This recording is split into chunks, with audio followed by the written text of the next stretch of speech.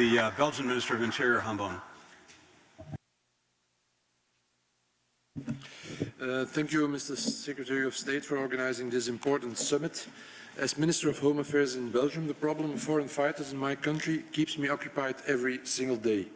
Extremist organizations are still luring youngsters to train and fight for them in Syria or other areas of conflict. The attacks in Paris and Denmark, yet in particular the recent discovery of a large terrorist cell in my own country, have even given me more motivation to fight extremism and radicalism tooth and nail. A problem this big needs to be tackled internationally with smart measures that go a lot further than just security and repression. We also need to focus on identification and prevention.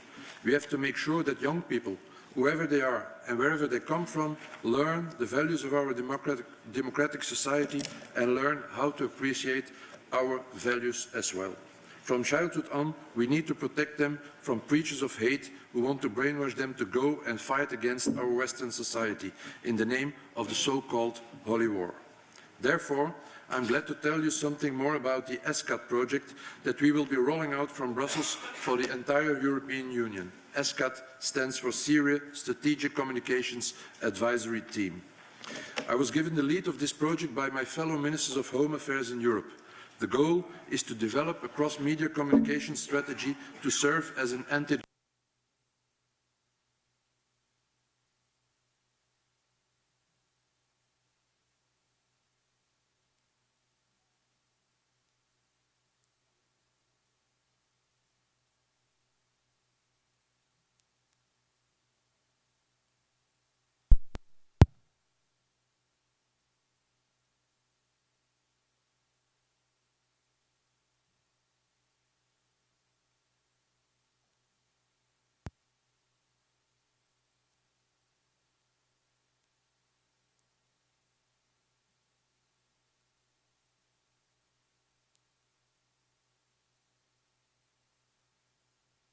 I've got it. Where's Guy?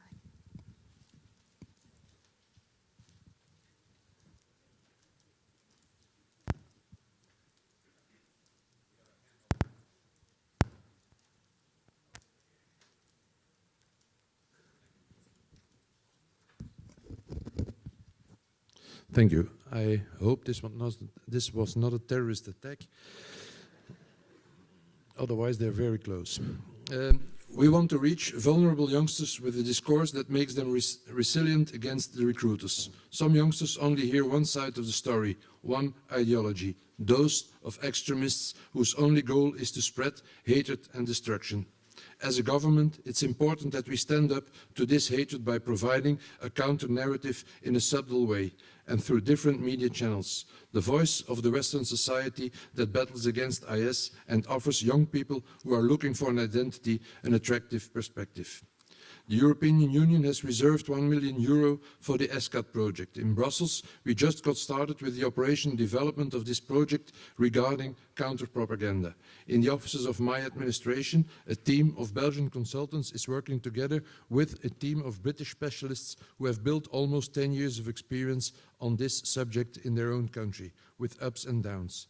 Thanks to this cooperation with the people of the British RICU team, we will be able to achieve fast results with the ESCAT project. RICU stands for Research, Information and Communication Unit. The goal is to develop a general communication strategy which can be used by the different European countries as they see fit. We want to track, identify and follow the radical elements in our society in their use of media and react them with meaningful messages.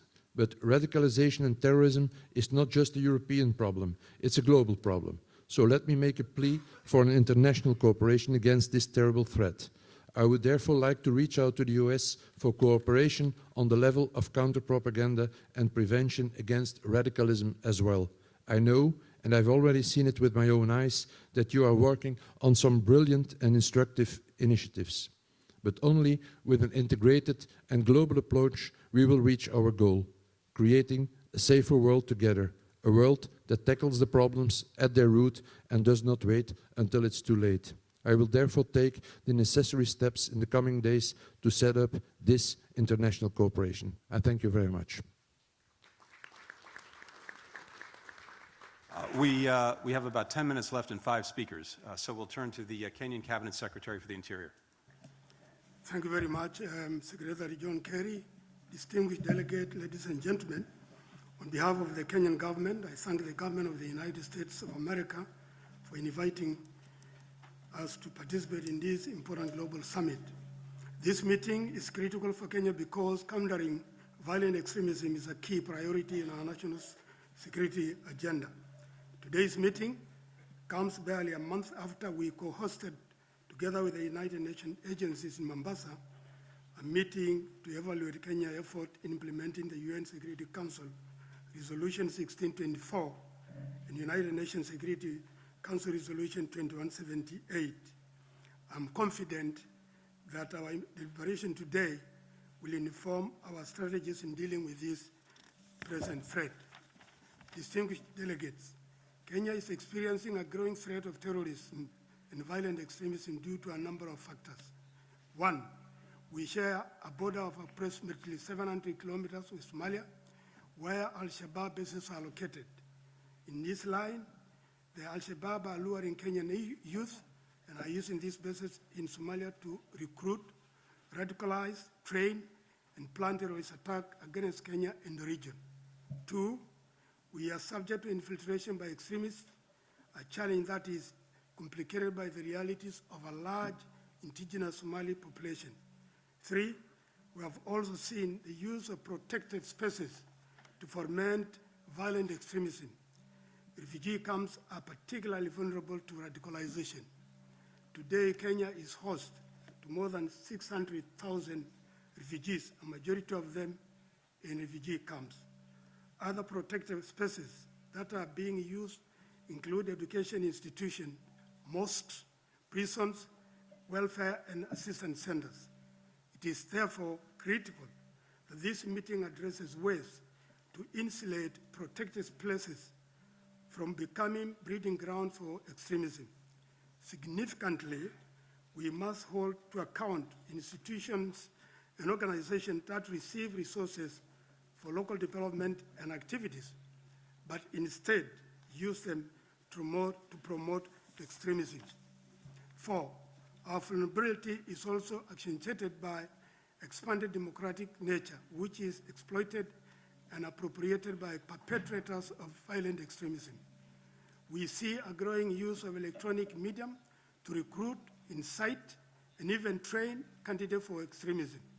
I hope that there will be some deep reflection on how we can secure our democratic space, aspirations, and values that are being threatened by this phenomenon. Ladies and gentlemen, in response to this threat, Kenya is implementing a number of programs. First, we have a national counter-radicalization strategy which focuses on 7 areas, namely the messaging, psychosocial rehabilitation, religion, tolerance, capacity building, political re-education, and security aspects. Second, we also have joint initiative with civil society and faith-based organizations, as well as development partners, including United States, European Union, governments of Denmark and Japan, among others. We seek to invest more in programs that enhance synergy of all actors dealing with violent extremism and the management of foreign terrorist fighters.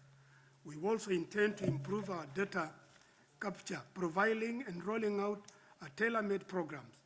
In this respect, we welcome any partner and expert who may help us improve our national strategy. Finally, ladies and gentlemen, I wish to restate Kenya's commitment to continue to play its active role as a frontier state in countering violent extremism. We welcome the proposal for continued engagement and consultation. And in this case, we offer our availability to host a follow-up meeting in the East Africa region. I thank you for your kind attention. Thank you. Thank you very much. The Mexican Secretary of the Interior, Osorio Chong. Señor Secretario John Kerry, Thank you, Mr. Kerry, Mr. Ban Ki-moon. I express our profound solidarity with the families of the victims of terrorism and all forms of violence. Mexico firmly condemns these inhuman acts, ladies and gentlemen. In recent years, the world has been witness of the violent extremism and intolerance, and that's why Mexico comes to the summit convinced of the importance of obtaining a cooperated response to fight against it and to prevent it. There have been political, economic, and social causes for this, and the interconnected world in which we live requires greater closeness among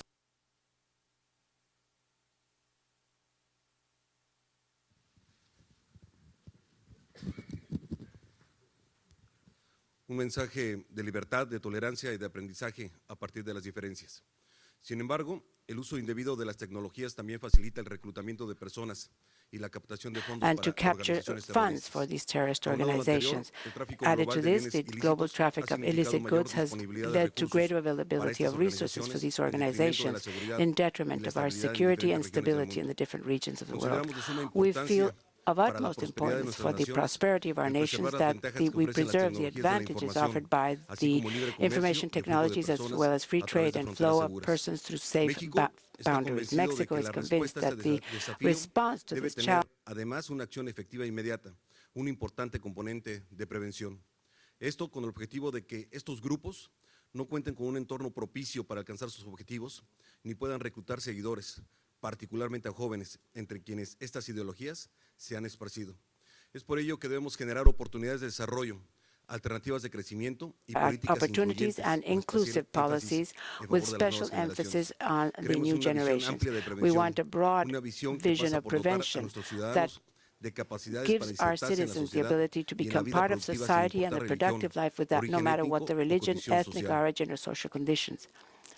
Saludamos los We propósitos e greet iniciativas de the la Alianza de las proposals Civilizaciones de las and Naciones Unidas para fomentar el ideas of the United acercamiento entre Nations las to diversas promote a regiones rapprochement representadas en este amongst foro, the porque un organizations elemento represented here, fundamental because para a prevenir la fundamental element to prevent radicalización radicalization and es extremism profundizar el is to diálogo y deepen la the cooperación entre dialogue and países, cooperation culturas y amongst countries, religiones. cultures, and Consideramos religions. necesario We fortalecer nuestras believe it's capacidades de indispensable colaboración that we a través del strengthen our intercambio de cooperation información, through de the buenas exchange of prácticas information, y de good medidas practices, apropiadas and para crear un appropriate frente measures to común de create a atención common front y of prevención attention del and extremismo prevention violento. of Señoras y violent señores, extremism. Ladies and para gentlemen, garantizar la to tranquilidad de las guarantee naciones, the no basta con hacer safety of frente a our las nations expresiones is de not enough violencia. to deal with the También questions es of violence. We must imprescindible atender sus also orígenes. respond to Es its nuestra obligación origins. nacional y We colectiva combatir la naturally amenaza del and terrorismo, collectively must pero fight también against construir terrorism, true, respuestas a las but we causas de must fondo have que lo responses generan, to the root asegurando causes siempre que las and medidas respeten ensure las that the libertades measures respect fundamentales the y se fundamental apegan al freedoms derecho and internacional, follow the impulsando una international agenda law, de and responsabilidad promote global an en la que agenda las of oportunidades y la global prosperidad responsibility se with constituyan como el opportunities and fin. prosperity En are ese the marco, goal.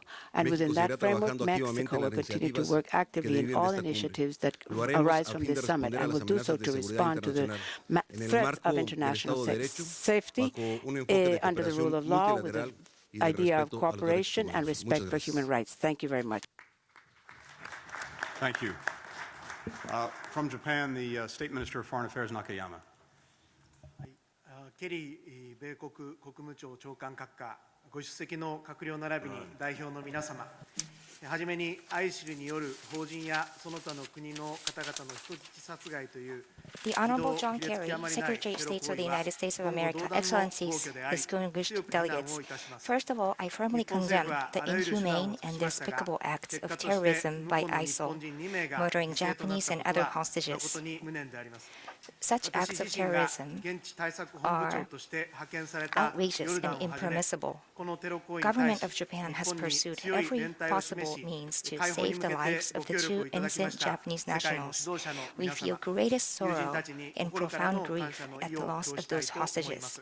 I wish to express my heartfelt gratitude to the world leaders and our friends who have kindly extended their strong solidarity against these acts of terrorism and cooperation toward the release of the hostages, especially to our friends in Jordan, where I myself stayed to lead our emergency response team. Those acts of violence and the terrorist attacks in Paris and Copenhagen clearly show that violent extremism is widely spreading and that the threat of terrorism is increasing around the globe. In particular, the crimes committed by ISIL are characterized by the combined utilization of the old-fashioned and analog style of terrorism, such as kidnapping, them for ransom with digital technologies. Since they have the ability to effectively spread propaganda without having to use the existing mass media, they are hostile even to journalists. Furthermore, the ISIL is believed to be training children to become terrorists, and therefore there is a great concern that there will be a chain of terrorism that extends over generations. In the 20th century, battles were fought mainly among states. However, in the 21st century, a new type of battles are being brought by terrorists or terrorist organizations, so the states are now being attacked by individuals or individual groups using sophisticated information technologies. We must fight against the violent extremism with such new characteristics. In Japan, in order to counter violent extremism, we are promoting comprehensive counter-terrorism measures with strong public-private cooperation, aiming to create a terrorism-resistant society. The police, in cooperation with relevant organizations, approach the communities of foreigners residing in Japan in order to prevent terrorist organizations and criminal organizations from abusing those communities and to eliminate the inducements of crime. This is not directly aimed at counterterrorism, but would be contributing to the prevention of the spread of violent extremism caused by marginalization of foreigners from Japanese society. Needless to say, our fight against violent extremism is not confined within our borders. Japan has just decided to contribute $15.5 million for counterterrorism capacity building in the Middle East and African regions, which includes enhancements of the capacity for investigation and prosecution, as well as border control and strengthening of counterterrorism legislation. Enhancing the capacity for border control, in particular, is a very important agenda in preventing those who have been influenced by violent extremism from joining the battlefields as foreign terrorist fighters. Furthermore, Japan will provide assistance in creating societies resilient to radicalization. It is very important to strengthen youth employment policy, improvement of income disparity, and assistance in education by means of providing assistance to human resource development, including vocational trainings and technical cooperation, so as to prevent people from losing their hopes for the future, being isolated from society, and consequently becoming susceptible to extremist ideologies. In addition, we will expand our programs for people-to-people exchange, including invitation of religious leaders, and promote the practice or the best way is to go in the middle, which is the Arab saying. The government of Japan will never give in to terrorism. Japan will expand humanitarian assistance for the moderate countries in the Middle East standing at the front line against violent extremism and terrorism, and resolutely contribute to the international society fighting against terrorism. Thank you very much for the listening. We have the Prosecutor General from Kazakhstan. では、カザフスタンの件 Уважаемые участники саммита, дамы и господа, разрешите поприветствовать всех вас и allow me поблагодарить to организаторов welcome all саммита of you and за thank the проявленную organizers of the инициативу. summit for the initiative. Казахстан полностью поддерживает и Kazakhstan разделяет fully идею supports and консолидации усилий всех стран мира the idea of по consolidation of предотвращению, efforts of all пресечению и борьбе со всеми формами countries to prevent насильственного the экстремизма. spread Наша of страна, как и многие другие violent страны, extremism. столкнулась Our с country, проявлением as well as насильственного others, экстремизма, have и в also этой связи мы suffered понимаем, from extremism and are undertaking all measures to prevent this evil. This year, along with this government, the population is also is being mobilized, as well as civil society. This year, our country is marking the 20th year of the unique Assembly of National Kazakhstan, which unites 140 ethnoses and 46 confessions. They are a basis fundament for the society of Kazakhstan to help to resolve interethnic and interconfessional disagreements. We are now undertaking the 5th meeting of the Conference of the World and Traditional Religions, which is the international basis for interconfessional dialogue and mutual understanding. We are undertaking work with various organizations in cooperation with the UN, OSCE, the Shanghai Organization of Cooperation. At the same time, we need new methods of combating and a closer cooperation. We welcome the representative of the social networks that made yesterday at State Department about their cooperation to stop counter the violent extremism. We believe that we need a deeper integration of international society. In this regard, we see it important to focus our attention on the following issues. That's development of common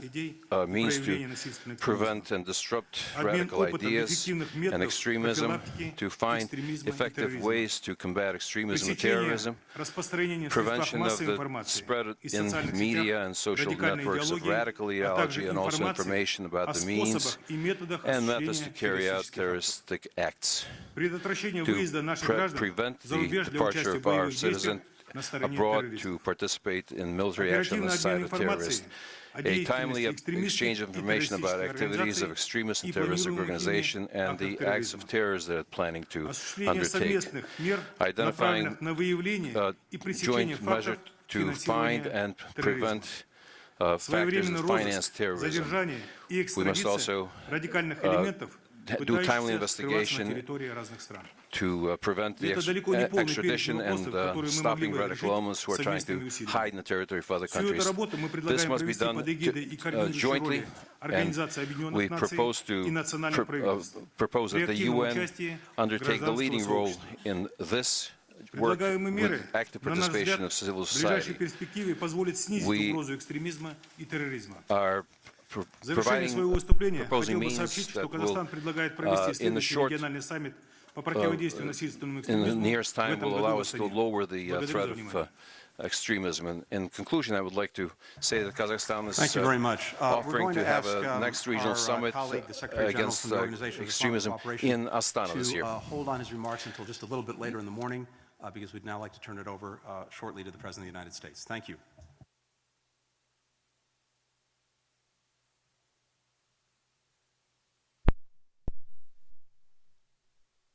Ladies and gentlemen, please remain in your seats. Our program will continue momentarily.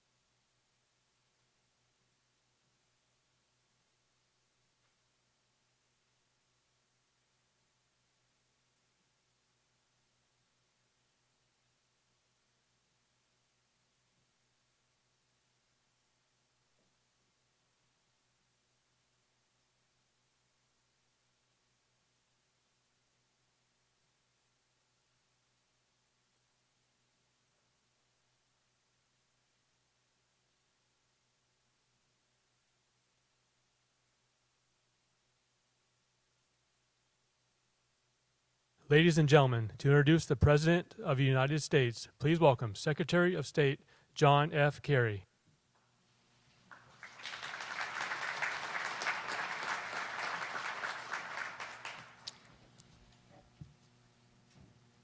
I'm pleased to share with you, and I think all of you know this anyway, that the threat posed by violent extremism has really been a top priority for President Obama from the day that he became Commander-in-Chief. A very few months after he took office, he spoke at a university in Cairo, and he stated clearly that on his watch, the United States would, quote, relentlessly confront violent extremists who pose a grave threat to our security because we reject the same thing that people of all faiths reject, the killing of innocent men, women, and children. He continued, "It is my first duty as president to protect the American people." In the years since, President Obama has proven that he understands the best way to do that. It is protect not only the American people, but also innocent people everywhere, and to work together as a global community to fight back against the violent extremism that attacks all of us. That's why he has literally spent the full measure of his 6 years as president rebuilding America's relationship with the rest of the world. And it's why he has put a premium on personal diplomacy and consistently sought to act not as the world's policeman, but as the world's partner. It is why, in the face of ISIL's rise, he decided to mobilize a global coalition to confront the network of murderers and thugs, a coalition that today includes more than 60 countries working along multiple lines of effort to degrade and destroy ISIL. And it is why, understanding that the scourge of violent extremism extends beyond any one group, he has convened so many partners here from so many sectors in so many countries for this international summit. He understands that we have to do a lot more to eliminate this threat, and he knows that we must do it together. Ladies and gentlemen, the President of the United States, Barack Obama.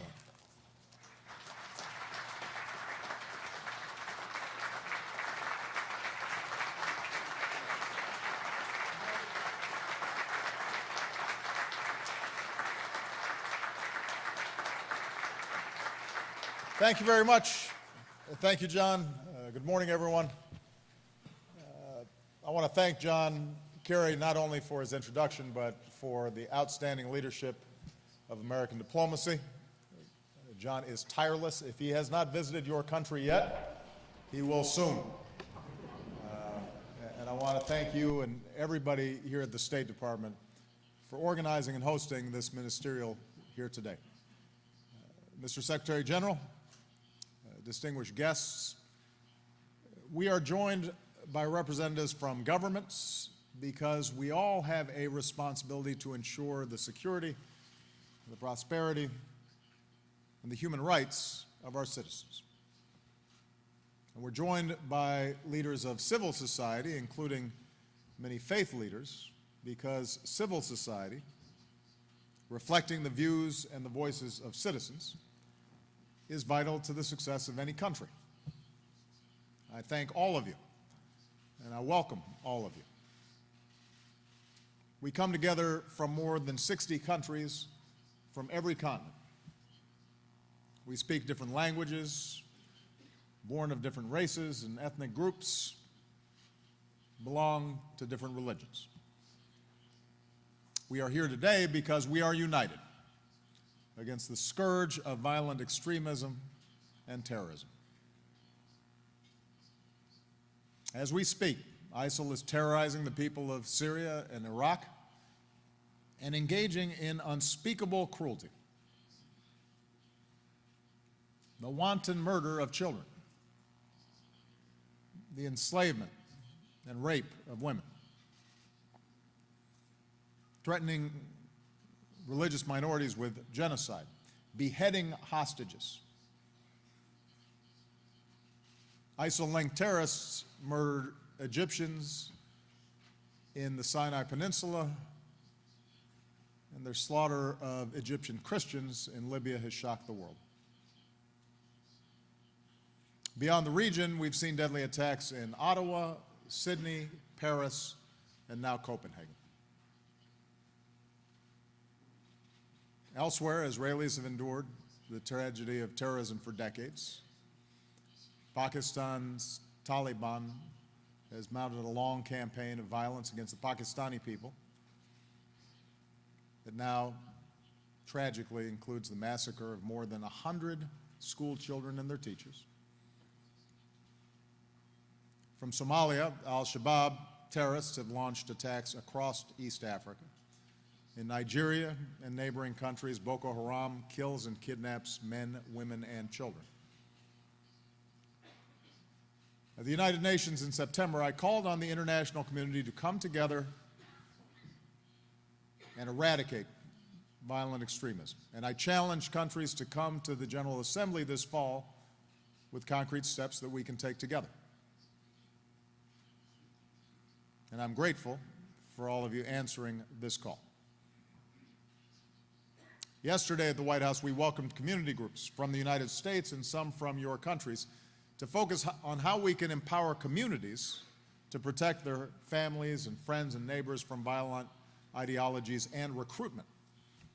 And over the coming months, many of your countries will host summits to build on the work here and to prepare for the General Assembly. Today, I want to suggest some areas where I believe we can focus on as governments. First, we must remain unwavering in our fight against terrorist organizations. And in Afghanistan, our coalition is focused on training and assisting Afghan forces. We'll continue to conduct counter-terrorism missions against the remnants of al-Qaeda in the tribal regions. When necessary, the United States will continue to take action against al-Qaeda affiliates in places like Yemen and Somalia. We will continue to work with partners to help them build up their security forces so that they can prevent ungoverned spaces where terrorists find safe haven, and so they can push back against groups like al-Shabaab and Boko Haram. In Iraq and Syria, our coalition of some 60 nations, including Arab nations, will not relent in our mission to degrade and ultimately destroy ISIL. And as a result of a separate ministerial here today, many of our governments will be deepening our cooperation against foreign terrorist fighters by sharing more information and making it harder for fighters to travel to and from Syria and Iraq. Related to this, and as I said at the United Nations last fall, nations need to break the cycles of conflict, especially sectarian conflict, that have become magnets for violent extremism. In Syria, Assad's war against his own people and deliberate stoking of sectarian tensions helped to fuel the rise of ISIL. And in Iraq, the failure of the previous government to govern in an inclusive manner helped to pave the way for ISIL's gains there. The Syrian civil war will only end when there is an inclusive political transition and a government that serves Syrians of all ethnicities and religions.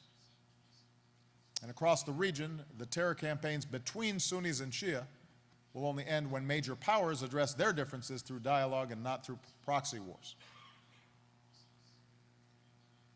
So countering violent extremism begins with political, civic, and religious leaders rejecting sectarian strife.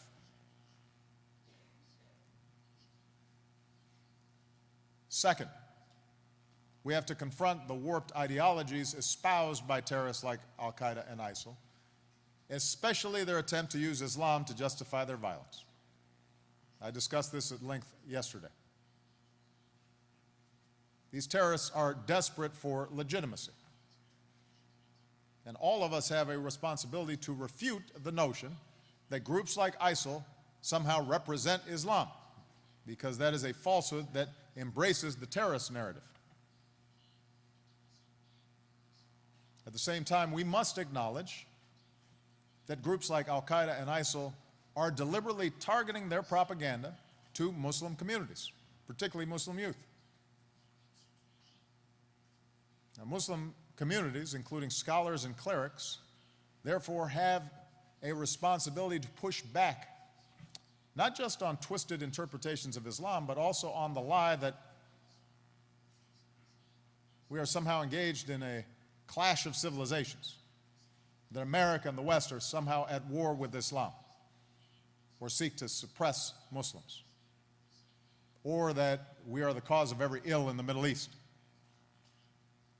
That narrative sometimes extends far beyond terrorist organizations. That narrative becomes the foundation upon which terrorists build their ideology and by which they try to justify their violence. And that hurts all of us, including Islam and especially Muslims, who are the ones most likely to be killed.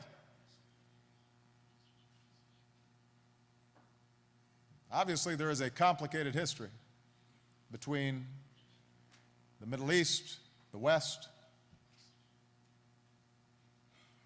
and none of us, I think, should be immune from criticism in terms of specific policies, but the notion that the West is at war with Islam is an ugly lie. And all of us, regardless of our faith, have a responsibility to reject it.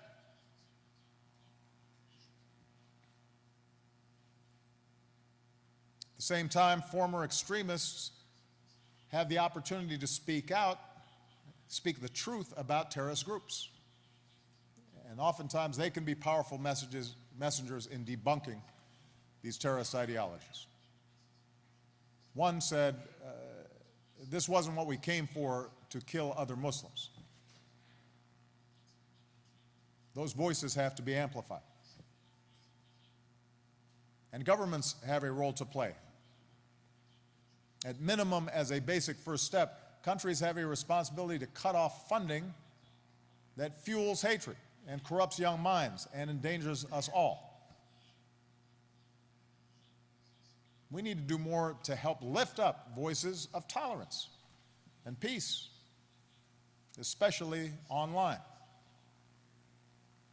And that's why the United States is joining, for example, with the UAE to create a new digital communications hub to work with religious and civil society and community leaders to counter terrorist propaganda.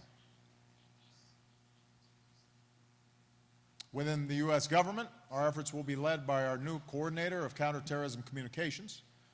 And I'm grateful that my envoy to the Organization of Islamic Cooperation, Rashad Hussain, has agreed to serve in this new role. So the United States will do more to help counter hateful ideologies. And today I urge your nations to join us in this urgent work.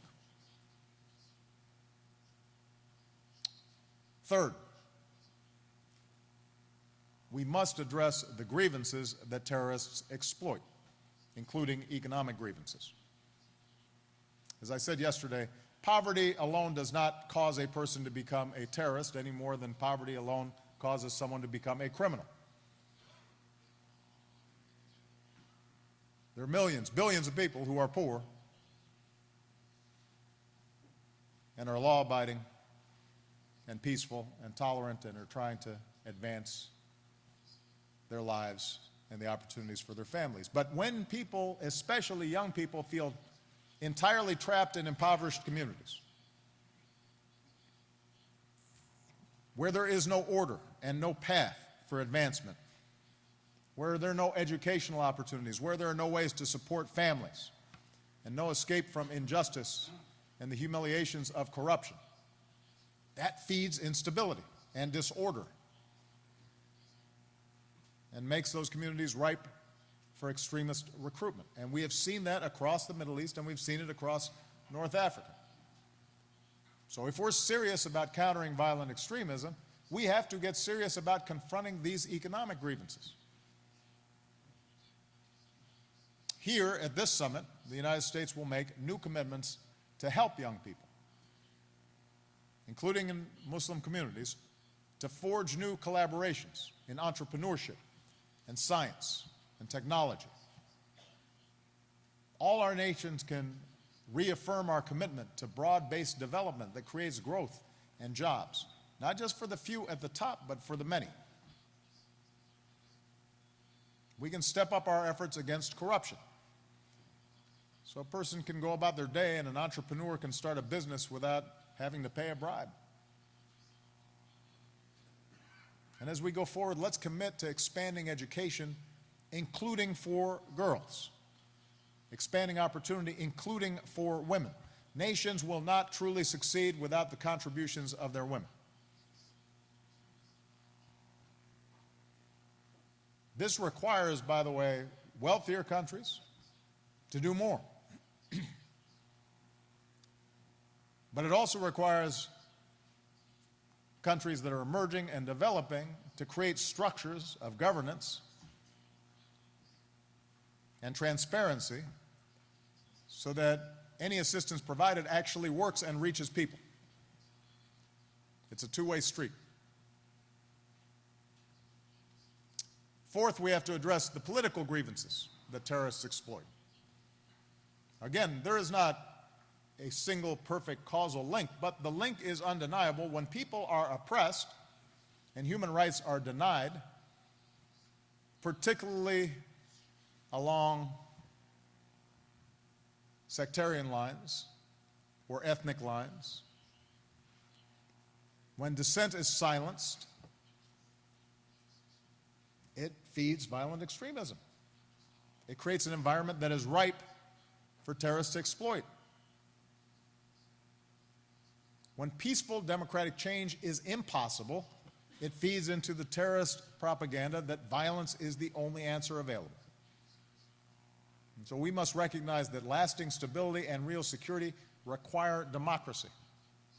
That means free elections where people can choose their own future, and independent judiciaries that uphold the rule of law, and police and security forces that respect human rights, and free speech and freedom for civil society groups.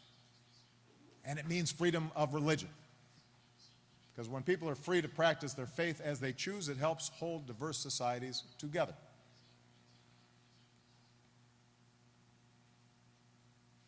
And finally, we have to ensure that our diverse societies truly welcome and respect people of all faiths and backgrounds. And leaders set the tone on this issue. Groups like Al-Qaeda and ISIL peddle the lie that some of our countries are hostile to Muslims. Meanwhile, we've also seen, most recently in Europe, a rise in inexcusable acts of anti-Semitism, or in some cases anti-Muslim sentiment, or anti-immigrant sentiment. When people spew hatred towards others because of their faith or because they are immigrants, it feeds into terrorist narratives. If entire communities feel they can never become a full part of the society in which they reside, it feeds a cycle of fear and resentment and a sense of injustice upon which extremists prey. We can't allow cycles of suspicions to tear at the fabric of our countries. So we all recognize the need for more dialogues across countries and cultures. Those efforts are indeed important, but what's most needed today, perhaps, are more dialogues within countries. Not just across faiths, but also within faiths. Violent extremists and terrorists thrive when people of different religions or sects pull away from each other and are able to isolate each other and label them as they as opposed to us, something separate and apart. So we need to build and bolster bridges of communication and trust.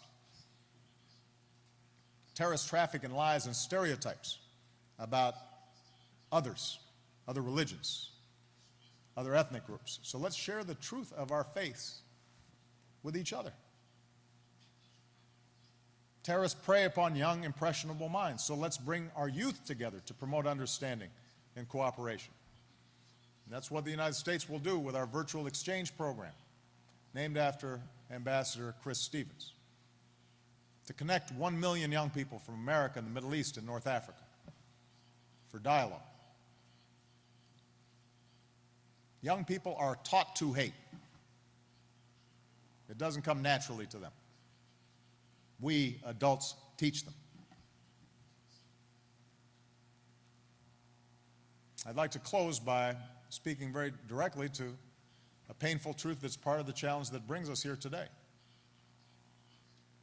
In some of our countries, including the United States, Muslim communities are still small and relative to the entire population. And as a result, many people in our countries don't always know personally somebody who is Muslim.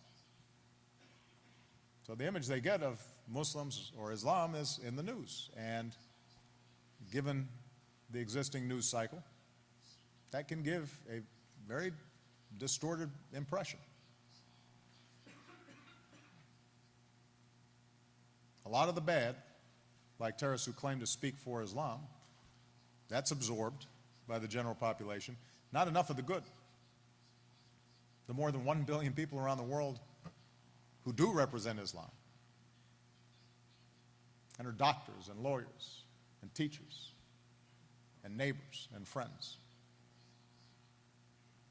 So we have to remember these Muslim men and women, the young Palestinian working to build understanding and trust with Israelis, but also trying to give voice to her people's aspirations. The Muslim clerics working for peace with Christian pastors and priests in Nigeria and the Central African Republic to put an end to the cycle of hate. Civil society leaders in Indonesia, one of the world's largest democracies. Parliamentarians in Tunisia, working to build one of the world's newest democracies. Business leaders in India, with one of the world's largest Muslim populations.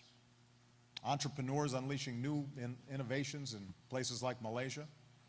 Health workers fighting to save lives from polio and from Ebola in West Africa, and volunteers who go to disaster zones after a tsunami or after an earthquake to ease suffering and help families rebuild. Muslims who have risked their lives as human shields to protect Coptic churches in Egypt and to protect Christians attending Mass in Pakistan, and who've tried to protect synagogues in Syria. The world hears a lot about the terrorists who attacked Charlie Hebdo in Paris, but the world has to also remember the Paris police officer, a Muslim, who died trying to stop them. The world knows about the attack on the Jews at the kosher supermarket in Paris. We need to recall the worker at that market, a Muslim, who hid Jewish customers and saved their lives. And when he was asked why he did it, he said, "We are brothers." It's not a question of Jews or Christians or Muslims. We're all in the same boat. And we have to help each other to get out of this crisis. Distinguished guests, ladies and gentlemen, I thank you for being here today. We come from different countries and different cultures and different faiths, but it is useful for us to take our wisdom from that humble worker who engaged in heroic acts under the most severe of circumstances. We are all in the same boat. We have to help each other. In this work, you will have a strong partner in me and the United States of America. Thank you very much. Thank you.